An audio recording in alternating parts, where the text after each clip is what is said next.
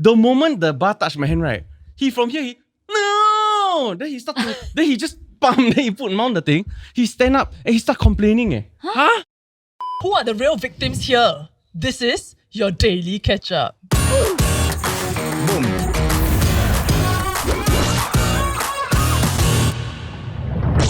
Our Paralympian Sophie Soon, I think, if I'm not wrong. So she went to like a cafe in like Hougang area, and then she needs a guide dog. But then when she went in, she's like what? Partially blind. Oh, or like going to as be in, blind. Her eyesight is deteriorating until she will progressively. eventually become Right, blind. so she's visually impaired. Yeah, yes. correct. Okay. Sorry. Yeah, Yeah, that's just to be correct. safe. Such a Yeah, linguist. correct. Okay. You're a So- cunning linguist. The cashier actually asked her to sit outdoors and not sit indoors. Wait, so what happened? She went to the place, then With she the walked dog. in with the dog. Yeah. And then then she was the trying to make an cashier- order, then the cashier. Yeah, the cashier said you have to sit outdoors. Then she said, why should I? No, And her then- mom said no. Oh, her mom stepped in. The mom was the Karen, I remember this. Yeah, the mom said no because they have experienced the same thing too many times. Yeah. Was them projecting? No, so then what happened was that eventually, I think like they were at kind of like a standstill. So then the cashier, as a worker bee, right, says, let me call my manager. So call the manager, then after that the manager came up with like 3 rules to like allow her to continue sitting there. So one is like no other patron like make noise. Then second is like she does not feed the dog, and then like the dog does not like disturb other people. From someone. So then they okay, what? Then they can sit, then why complain? No, but then she took a She video videoed of the whole thing. Yeah. And then after And then that, she this posted went it. kind of viral. Sorry. So, because I cannot picture this properly, right? So they're at the counter, they make the order, cashier says, sorry, you cannot bring the dog in. And She then, starts filming, and then after that, the person say, sorry, I need to call my manager to check whether you can sit indoors. So she actually kind of explains to her also that, because this is a halal certified place, Yeah. but then she explains that Yeah. guide dogs are MUI approved also. okay, And then like there's no reason why she shouldn't be able to dine indoors.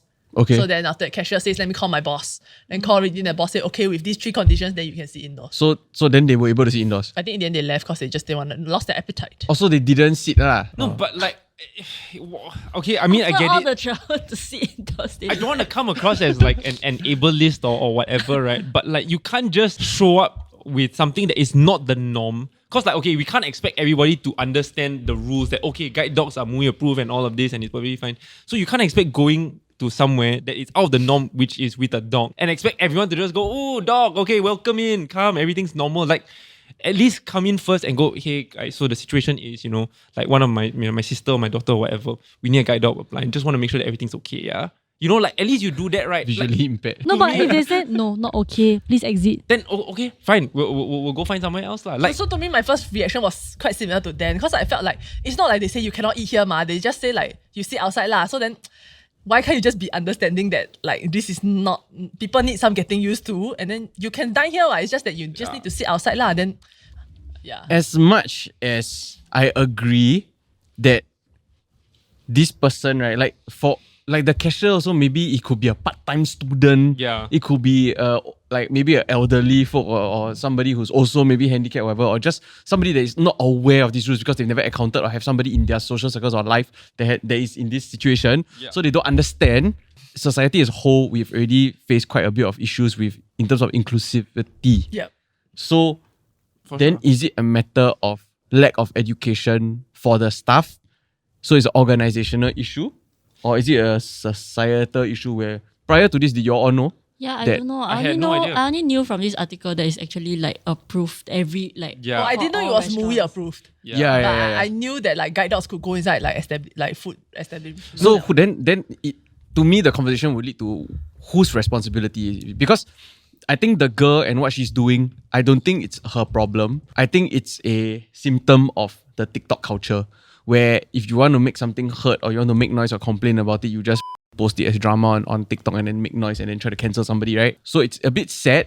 Hopefully you learn from this and you don't have to do this, but we are talking about it right now. So is it really doing something for the cause, right? Well, yeah, perhaps, but I'm just like, I think immediately when like Denise mentioned that, and then she was recording the whole thing, it's like, this is just the completely wrong way to go about it. And maybe it's the way that you get the most attention. But when going back to your question about whose onus it is on, right? It's exactly what like I was trying to say. Like, this is completely out of the ordinary. And the fact that none of us knew about this, right? I don't think the onus is on just one party. I think both have to come together. But it also means that people just can't show up with a dog entitled to just feel like, okay, everyone knows that this is the rules. Like, I think there needs to be some level of like, okay, if I know that I've suffered this before and this is not the norm, I need to approach this and tell them that, hey, look, I have a dog, it's MUIS approved, etc.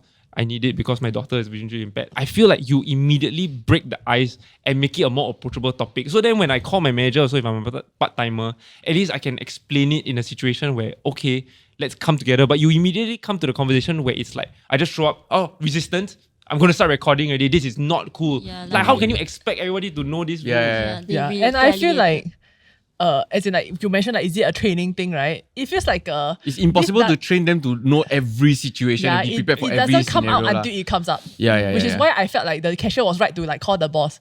And then also this cashier was a very young person in the end, and then like she was quite traumatized because like she went viral online. Then I think can see her face in the video. Aiyo, so okay. Then like the Very unprofessional way to stir drama. Must Yeah. censor people. the cafe like in the end said like she needed some form of I think like counselling, or like they were like helping her like work through it also. But anyway, Right. so but on the flip side, it felt where I felt like the cafe could have done better in some sense was that instead of like laying these rules like out front after she already explained to you like the regulations, right? If none of your patrons make noise, then just let her sit inside her. You know what I mean? Like nobody's making a fuss out of it other than you. Yeah. Yeah, so that was where I was a bit like conflicted. So where I think the other element of it is also is that there is people who might get uncomfortable but not say anything. And so I can understand Right. that there may also be Muslim patrons who, of course, it's like that there is some haramness around like dogs and stuff like that. And they may not know also that it's actually MUIS approved. And so then they may feel like, hey, wait, this is a halal like restaurant. How Yep. come suddenly we're allowing dogs also? Yep. Right. So I do feel that there was probably a need to go, hey guys, just, like I don't know how to do it. inform, Like. I ask them if they're comfortable. Yeah, in the first place. because this is one patron over how many other patrons that you currently have also. But to be honest, it's like I think it's an accumulation of frustration from them lah. Because I think they also recounted that it was not just this cafe, but even McDonald's Yeah. has also like rejected them from their restaurant. Which then emphasizes my point that this is then not a norm and something that people know. So then, unfortunately, and it's very, very shag, but because if no one else is educating the public about this, you being someone who has experienced all of this and know that there is not enough education, have to then educate people every time you go somewhere. It sucks. But it starts from you but first, you ma. have to do it. I feel lah, and maybe people may disagree, but And I also feel so bad about feeling the way I feel towards this case because like so at my previous company, I actually did a video with one of the first like 8 people. So like she was one of 8 people in Singapore back then that had a guide dog. Oh, okay. Right. Yeah, so I mean her name is Cassandra Chu. Quite interesting because she's also a psychologist. Oh, Right. Yeah, but she's like she couldn't see like after something happened at the age of 8. Yeah, so from very young. Back then it's really like guide dogs are not allowed anywhere, that kind. Yep, Then she right. have to like slowly like petition and all that. So during one of the filmings that we did with her, the part that hit me the hardest was that she on the way to work in the morning, right? Because she goes to work early. So like it's like 5-6 a.m. that kind. Then there's a very busy road that she needs to cross. But then right, the traffic light, the oh my god, that's damn accurate. Spoil. no, it's just not turned on in the morning. Cause so when she Noisy ride, for the yeah, so when nearby. she ride in and all that, they say it's noisy for the residents that are staying around here. So then in the morning, every morning, in fact, when she needs to cross the road, she needs to listen to the car sound and then try to guess when is it okay for her to cross the road. No, so Shit, dangerous. Wow. Yeah, so like that, I think like that hit me the hardest because it's really like their life is literally in danger because of what people sleeping. I cannot do the tu. But I Yeah. can I just No, but say that's I fair, also that's like fair. I get very frustrated with like neighborhood sound. Like, cause I'm a light sleeper. Like really, So you are the problem. lah. no, but I understand also, but I really cannot sleep. Like sometimes, right, my neighbor, right, got this digital door lock. They always have press, right, is the don't know what music, yeah, in the middle of the night, like 2 a.m. that kind. I'm so frustrated, I cannot sleep. So this to me, right, sounds like a lack of innovation and creativity that's used. So like if you go to certain museums, you see that they have that little like dome shaped thing, like almost like if you're a light fixture, right? Yeah. And then if you go and stand directly under, you can hear the audio being projected. So it controls the direction It's of like the sound. Hai Di Lao thing. So this is probably like one of the few cases, right? But if it's really that specific traffic light, right? And it's really this one issue, right? Maybe they could have designed it in such a way where they isolate the sound there. So as long as she stands in a certain position, then when the traffic light is green, she can hear that. How does she find her way to that position? No, No, because she's always on taking the the traffic light. So it could be that as long as you stand Right next to like it. next to it, yeah, then you can hear. Oh, time to cross the road and also time to like, share and subscribe. Comment down below. Whose side are you on? Who is in the wrong? We love saying who's the asshole. Back to the episode. She want to go home. I think I have an easier solution. Why don't you just lower the volume of the like if it's just at a volume that is softer than the car sound, but enough that you're next to the pole, you Because can then hear it it. might be inconsistent to the rest of Singapore. No, but just No, for because the when she ones that cross are around halfway, then she neighborhoods. cannot hear already. No, but as she goes halfway, she will hear the other side again. Right? Okay, the other thing right is that those who are hearing impaired, they can wear like the we call it hearing aid, right? Yep. And then there's actually some messages that can just be broadcasted to people that wear hearing aids. What if blind people also had hearing aids and then it's just broadcasted to them? Problem solved. We solved. So Okay, many so No, stories. but it's very inclusivity. expensive. Us It is not like- being engineers or designers in Not at any all. way, right? Like Absolutely not. just brainstorm a bit, like we come up with a few ideas, but maybe we can put some energy and the Yeah, right yeah, people to this, create like a solution for something Like like that. like pitch it to what LTA. Where is which neighborhood, which traffic light, right? Come, Go and we're gonna say solve to an their, issue. go and complain to their. I'll give free soundproof windows. Oh shit! I do want to say though that I think there's a massive issue when you talk about inclusivity, right? Wheelchair ramps. I do think there's actually a massive lack of that in Singapore. People always complain about the bus captain one. They'll say like the bus captain, like when need to open the wheelchair ramp, they always like, then they're like very annoyed to do it, that kind. Really, man, I never see it. Most of the time when I see that happening, they all like very, Very nice. kind. Yeah. Sometimes it's the people I that guess are it's like a Yeah, it's the bias. passengers that they like entitled. No. The person in the wheelchair sometimes is like do Okay. properly. Oh my god, I've seen one right. They on the wheelchair, but they use their walking stick. I don't know what stick. Right, they hit the door, like to ask the driver to come down. To No, How because else- how how else you else gonna- are you gonna Yeah. alert Get them? that. Maybe he never see. But he normally I see No, those she means the guide dog. they will know one. They will see when they're driving to the stop. Right, they will know one. What? Yeah. Was the tone of the girl's TikTok post very? I think it was leaning Entitled. towards, I think it was leaning towards that, which is why Right. the opinion for this case was quite split. Oh. Yeah. So, Oh. but it's like Prof. Tommy Koh and all this, I think like Alvin Ng or what got also like come up to be on her side and say that there are actually so many problems that people with guide dogs face. Yeah. Definitely. And it's a very real problem despite like how she handled this situation. The video has also since been taken down already. No, I think at the end of the day, the outcome is that there's more inclusivity and more people know about this. Then I think great. I think it's just the approach. Awareness, education. But do you Yeah. think it's an issue of like, it seems like people keep trying to victimize themselves in a sense? Like one of the comments that I keep seeing was also like, oh, this is probably an over exaggeration of what actually happened, just to make people like feel pity for them or to be on their side. Maybe that's why she had to film it. Like, cause she feel like if To prove she her didn't film it, right, nobody will believe her. I think she's exaggerating Right. about the whole thing. So I feel like she also filmed it as proof. Yeah. But the tone don't sound like sound a bit aggressive. You think people that film these TikToks to like raise awareness also got like on camera character? You know how like sometimes like when we're off camera and on camera we're a bit different. Like Jared. Right? A bit. So like suddenly when they're actually just normal, then suddenly turn on camera, it's like angry versions of themselves out of nowhere. Or crying lah. Wait, Jared cried. No, like people on TikTok. Oh, No, Alison likes to justify that. Right? Can you explain? You justify it before. Like why it's good. People who film themselves cry also fall under this victimizing yourself thing, don't they? No, but I feel Yeah. like, as in when I think about it, I think I mentioned it before that I feel like when people film themselves crying, it's just like this day and age, this seems like their diary. You know how when you look at your phone, Oh. visual diary. it's just like a visual diary for you, because nowadays people don't write blogs or like write diaries anymore, right? Everything's on their phone. So I feel like they just like crying, and so that they can look back and like, oh, I cried at this moment. And like, just But to then remember posting lah. it online, Yeah, I think posting it online is the problem of wanting to showcase this particular. Most of them do it with the intent to post. Yeah, though. but I think some of them don't. Like maybe they just think of themselves as being authentic and like showing like, hey, I did cry when this happened. Which is so ironic. 'cause yeah, it then comes after that, then across- it's the flood of comments and then it's the replies. yeah. Then you can tell it. It's the thank you, babe. No, but at what point do I'm you so glad this could help you too. At what point do you start filming? Like, do you cry first and then go, oh my god, I'm crying, save it, no, mid cry. turn Mid on. cry. So like me cry, right? But like, how do you not stop crying at that point? Because it's like you completely have to like cut through the crying. But You have to same be. as I cry You are that- distracted. It's like if right, then you think about your grandmother. You know. Yeah, you It's immediately the go same. soft. It's Hey, like no, so that emotional. is Then I need to record it for TikTok. Yeah, then how do you can't possibly still be genuinely crying at that point, ma. Huh, but you Can, can, I you can can. multitask. Right? Some people walk and cry. At the Oh, same no time, wonder what? guys can't do it because guys can't multitask. No, it's to me it's really the same as I'm crying and then I feel like, oh, I need to write a diary. Then I still take the pen and then I write. It's the same as me like this. It's just an expression to me. No, like I can do a few seconds know of what I pause, mean? but still can cry one. It's like you're happy, you still can like that, what? Yay! Like, it's the same. It's just like multitasking. I don't. The cringe one is like that. Yeah! Oh my god, I'm so happy. It's not like That the seems first. more natural to me. That seems more natural to me where it's like, I'm just like, oh, camera time.